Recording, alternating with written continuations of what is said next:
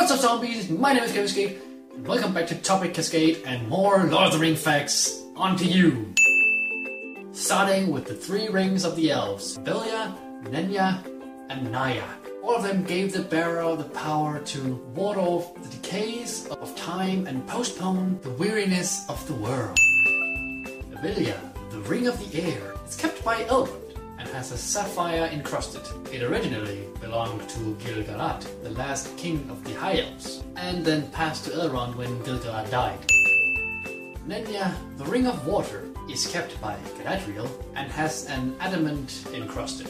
It originally belonged to Celebrimbor. Yes, I have some of the names written down because some of them are pretty hard to remember, so cut me some slack. And Celebrimbor was the maker of the 3 rings, but later he gave it to Galadriel. Narya is the ring of fire, and that is kept by Gandalf, and it has a ruby encrusted. It also first belonged to Gil-galad, and he gave it to Círdan, the shipwright, and he gave it to Gandalf to serve as an aid in his mission when he arrived to Middle-earth. The Nazgûl cannot see the world of the living in bright light. They depend on their mounts, horses and fell beasts to do so for them. Nonetheless, they can smell, and they smell for the blood of the living and then perceive the presence of their prey as it casts a shadow on their mind. In the darkness they can sense signs and forms that the living can't see. That's the reason why they're more fearsome and dangerous at night. I wouldn't want to run into those in a dark alley. Gollum was actually captured by Aragorn about a year before the Council of Elrond. He then brought Gollum to Thranduil, who imprisoned him in his dungeons. Legolas's task in the council was to tell Gollum's escape, which took place after a group of orcs attacked the guards that were watching over him one day in Mirkwood. They did let Gollum climb trees under supervision from time to time. The dwarves are a very tough race. Sauron could never subdue them through the power of the ring like he did with the men. The only effect the rings had on dwarves was to increase their greed and make them lust gold and jewels to a much greater extent, which ultimately brought ruin upon them. Saruman's initial plan was to join Sauron and convince Gandalf to do the same, and when the time was right, then turn against Sauron and take control. When Gandalf refused, he then changed his plans and decided to deceive Sauron into thinking he was an ally, while he looked for the One Ring in order to gain the power to supplant him. But Sauron ended up manipulating him and turning him into a puppet of his own purposes. You tried. You were a good guy all along.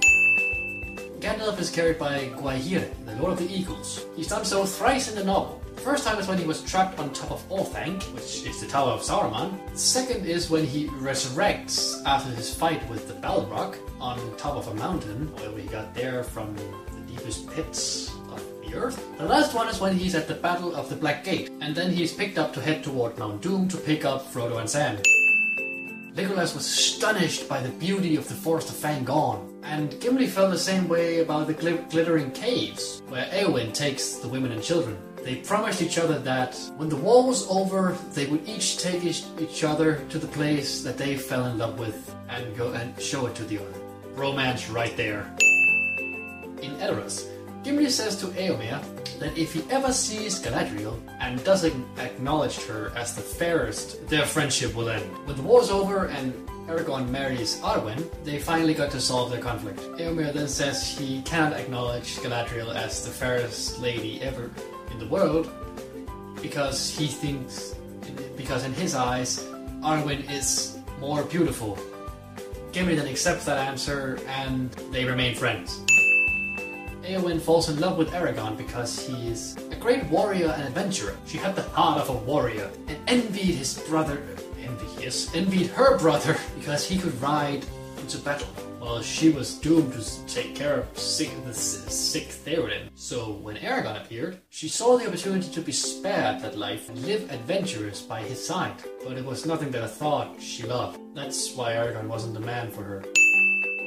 The knife which Merry stabs the Witch King with was specially forged in the wars against him and is the only thing that can hurt him. The hobbits get these weapons from a barrow in a region near the Shire known as the Barrowdown. This region was filled with the tombs of warriors who fought against Angmar, which is the kingdom of the Witch King. And that does it for this part of the Lord of the Ring facts. Comment down below what you didn't know, and thank you very much for watching this video. If you liked it, hit the like button and subscribe to become a zombie today. And until next time, have a great time. Looking at you don't even care.